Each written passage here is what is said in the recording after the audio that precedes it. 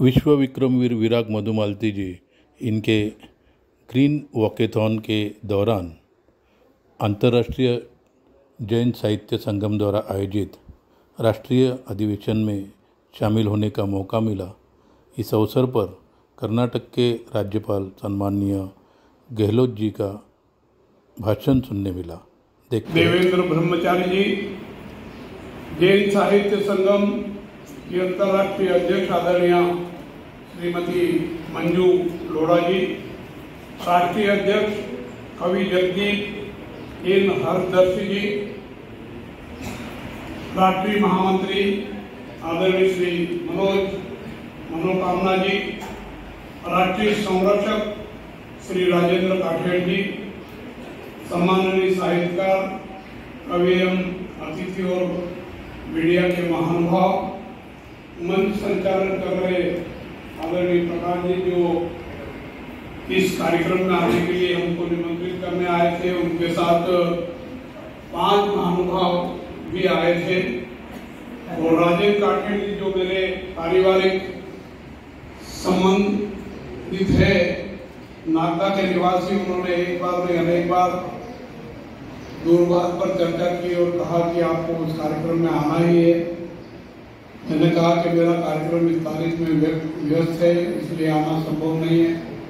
परंतु जब जानकारी मिली कि परम आदरणीय लोकेश मुनि जी भी इस कार्यक्रम में पधार रहे हैं और मंजू लोढ़ा जी भी इस कार्यक्रम में आने वाली है, तो मैंने सोचा कि जरूर जाऊंगा। बाद में पता लगा कि देवेंद्र ब्रह्मचारी भी इस कार्यक्रम में आ रहे हैं।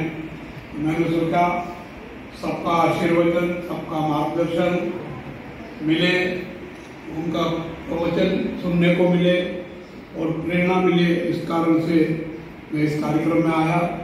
सामने बैठे हुए सभी महानुभाव, आप सबको सादर जय जिनेन्द्र।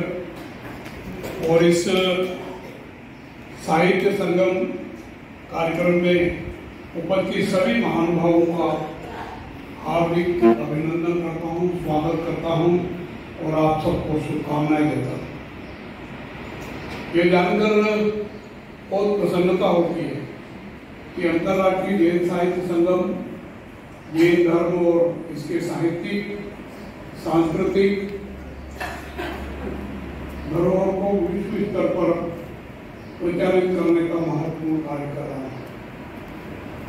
जैन धर्म की विशेषताओं के बारे में आप सब जानते हैं, हमारे पूर्व वक्ताओं ने सब बताया है। इसकी महानता है और मेरा ऐसा सोचना है कि इस मार्ग पर चल करके हम विश्व शांति और विश्व कल्याण का वातावरण बना सकते हैं। प्रसन्नता का विषय है कि इस अधिवेशन में विभिन्न देशों के जैन विद्वान, साहित्यकार और अनुयायी भाग ले रहे हैं। समाज को संतुलित करने में धर्म साहित्य की महत्वपूर्ण भूमिका है। हम सब जानते हैं कि साहित्य समाज का दर्पण है और ये साहित्य संगम जैन धर्म से संबंधित है, तो जैन धर्म का भी दर्पण है। और इस दर्पण के माध्यम से विश्व में जैनत्व के बारे में लोगों को अवगत कराना, ये एक महत्वपूर्ण भूमिका निभाने का कार्य है। मैं इस संस्था को इस कार्य के लिए बधाई देता हूँ, शुभकामनाएं देता हूँ। जैन धर्म से संबंधित साहित्य का विभिन्न भाषाओं में अनुवाद करके दुनिया के कई देशों में जैन साहित्य से संबंधित पुस्तकों का प्रचार प्रसार, वितरण और उसकी जानकारी देने का काम किया जा रहा है। लोकेश मुनि जी इस काम को मेरे हिसाब से सबसे ज़्यादा और तेज गति से और सक्रियता से कर रहे हैं। उन्होंने कई देशों की संसद में और कई देशों के कार्यक्रमों में जैन धर्म के बारे में, जैन समाज के बारे में, महावीर स्वामी के उपदेशों के बारे में, जियो और जीने दो और अहिंसा परमो धर्म के बारे में विस्तार से प्रचार करने का काम किया है। और निश्चित रूप से वो इस प्रकार के कामों को करते हुए सफलता प्राप्त कर रहे हैं, आज आपके और हमारे बीच में हैं। विभिन्न जैन संगठनों द्वारा अंतर्राष्ट्रीय जैन संगोष्ठियाँ, सम्मेलन और शैक्षिक कार्यक्रम आयोजित किए जा रहे हैं, जिससे जैन साहित्य का प्रभाव आज सारी दुनिया में देखने को मिल रहा है। अनेक देशों के विश्वविद्यालय में जैन धर्म के अध्ययन के लिए कई प्रोग्राम चलाए जा रहे हैं। इससे जैन धर्म के अनुयायियों, विद्वानों और शोधकर्ताओं को भी जैन दर्शन और साहित्य को समझने का अवसर मिल रहा है। अंतर्राष्ट्रीय जैन साहित्य संगम इस आयोजन के माध्यम से जैन साहित्य के विभिन्न पहलुओं, आगम साहित्य, टीकाएं, धर्मशास्त्र, इतिहास और दर्शन शास्त्र पर विचार विमर्श करने के लिए एक मंच प्रदान कर रहे हैं। और इस मंच को नेतृत्व देने का काम मंजू बहन कर रही है। उनका प्रवचन, उनका मार्गदर्शन, उनका भाषण आपने सुना, जो निश्चित रूप से प्रेरणादायी है। जियो और जीने दो, अहिंसा परमो धर्म का जैन धर्म में विशेष महत्व है। प्राणी मात्र के प्रति दया का भाव जैन धर्म की प्रधानता है, जैन धर्म का आधार है, और ये सब हमको प्रेरणा देने का काम कर रहा है। मैं आप सभी से अनुरोध करता हूँ कि आप धर्म और संस्कृति को अंगीकार कर देश को सर्वोपरि मानते हुए देश के मान बिंदुओं को ध्यान में रख करके देश के लिए समर्पण की भावना के साथ कार्य करें। हम धर्म का प्रचार तो कर रहे हैं, जैन समाज का प्रचार तो कर रहे हैं, परंतु धर्म को सुदृढ़ बनाए रखने के लिए हमें देश हित में भी सोचने की आवश्यकता है। आज देश में भारतीय धर्म से विपरीत भावना रखने वाले कुछ लोग, कुछ संगठन भारतीय धर्म को नष्ट करने का प्रयास कर रहे हैं, और उसको कमजोर करने के लिए हमें कड़ी मेहनत करने की आवश्यकता है। छोटे छोटे टुकड़ों में ही सही, परंतु वो बहुत संस्थाएं हैं, परंतु हम सब मिलकर के अगर उनका तोड़ ढूंढें और हमारे धर्म संस्कृति को मजबूत करने का काम करें तो निश्चित रूप से हमको सब सफलता मिलेगी। जहाँ धर्म है वहाँ देश है, और देश है तो धर्म है। दोनों एक दूसरे के पर्याय है, दोनों एक दूसरे के पूरक है। अगर देश कमजोर हुआ तो हमारे धर्म का भी अस्तित्व खतरे में पड़ेगा। हमारा अस्तित्व बना रहे, इसके लिए देश सर्वोपरि मान करके देश के लिए समर्पण भावनाएं मन मस्तिष्क में जागृत करते हुए देश हित में काम करने की महती आवश्यकता है। मुझे ये कहते हुए खुशी होती है कि आज़ादी के पहले भी जैन समाज का बहुत विस्तारित अस्तित्व था। मैंने कर्नाटक में भी कुछ मंदिर देखे हैं जो खंडित किए गए हैं जैन समाज से संबंधित। इस प्रकार की स्थिति फिर निर्मित नहीं हो, और जो निर्मित करने का प्रयास कर रहे हैं उनको सफलता न मिले, इसलिए हमको कोशिश करना चाहिए।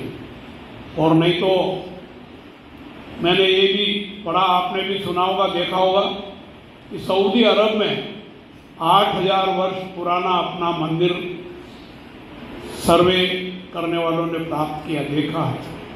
इसका मतलब है कि अरब देशों में भी भारतीय धर्म की पताका उस समय भी फहरा रही थी।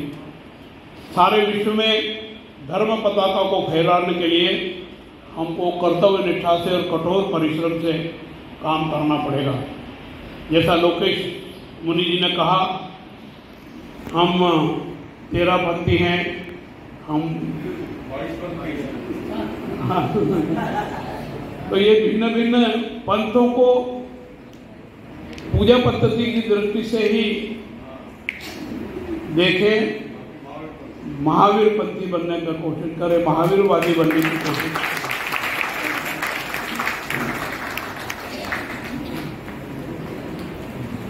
आदरणीय महाराष्ट्र सरकार के कैबिनेट मंत्री आदरणीय मंगल लोढ़ा जी हमारे बीच में हैं। मैं आप सबकी ओर से उनका हार्दिक स्वागत करता हूं, अभिनंदन करता हूं। मैंने मंगल लोढ़ा जी को पिछले कार्यक्रम में भी सुना था और 2-4 बार मिलने का भी अवसर प्राप्त हुआ। निश्चित रूप से उनकी कार्यशैली, उनका जीवन हम सब लोगों के लिए प्रेरणादायी है। मैं कह रहा था कि मुझे ये कहते हुए खुशी है कि देश की आजादी के पहले भी जैन समाज ने विश्व में धर्म पताका फहराने का काम किया और आजादी के बाद भी धर्म संस्कृति को प्रचारित करने के साथ साथ देश के हर प्रकार के विकास में सहभागिता निभाई है।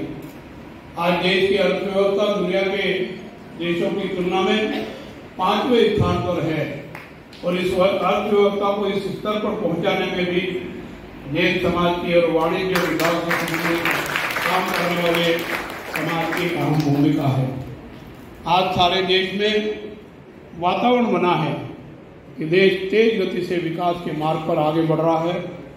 देशवासियों की इच्छा आकांक्षा है कि जब देश की आज़ादी के 100 वर्ष पूरे हों और हम 100वीं वर्षगांठ मनाएं तो हमारा देश भी विकसित राष्ट्रों की श्रेणी में अग्रिम पंक्ति में हो और इसके लिए आपको और हमको सबको प्रयास करने की आवश्यकता है और इस आवश्यकता की पूर्ति हम जापान से प्रेरणा लेकर के कर सकते हैं। जापान अपने धर्म को अपनाते हुए, धर्म का प्रचार प्रसार करते हुए देश हित के संकल्प को लेकर के कार्य योजना बना करके आगे बढ़ा।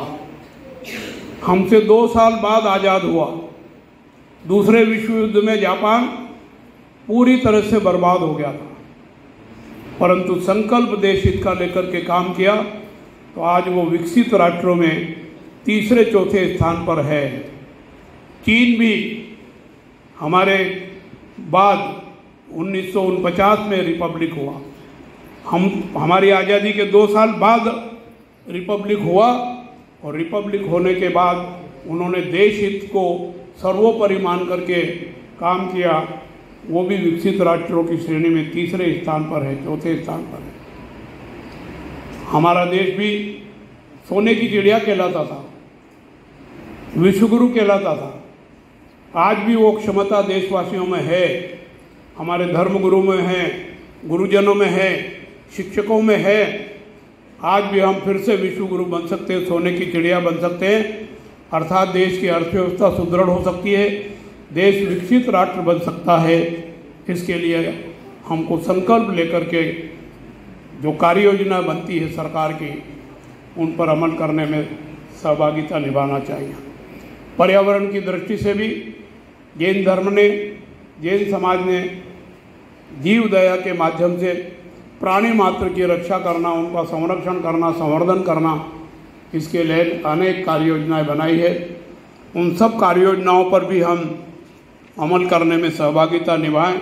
निश्चित रूप से यह देश खुशहाल देश होगा, अमन चैन का वातावरण होगा और विश्व कल्याण की ओर हम तेज गति से आगे बढ़ेंगे। मेरा आपसे आग्रह है कि इस दिशा में सार्थक प्रयास करें। श्री दिलीप जी का आज सम्मान किया है, मैं उन्हें बधाई और शुभकामनाएं देता हूं। और यहाँ साहित्यकार, कवि, लेखक आदि सब बैठे हैं, मैं उनसे भी प्रार्थना करता हूं कि 100 बार बोला और 1 बार लिखा तो लिखा हुआ आने वाली पीढ़ी तक याद रहता है। इसलिए आप अच्छा लिखे, देश हित में लिखे, धर्म हित में लिखे, संस्कृति के हित में लिखे, ताकि आने वाली पीढ़ी भी आप सबका अनुसरण करते हुए अपना जीवन सफल कर सकें। धन्यवाद। जय जिनेंद्र, जय भारत।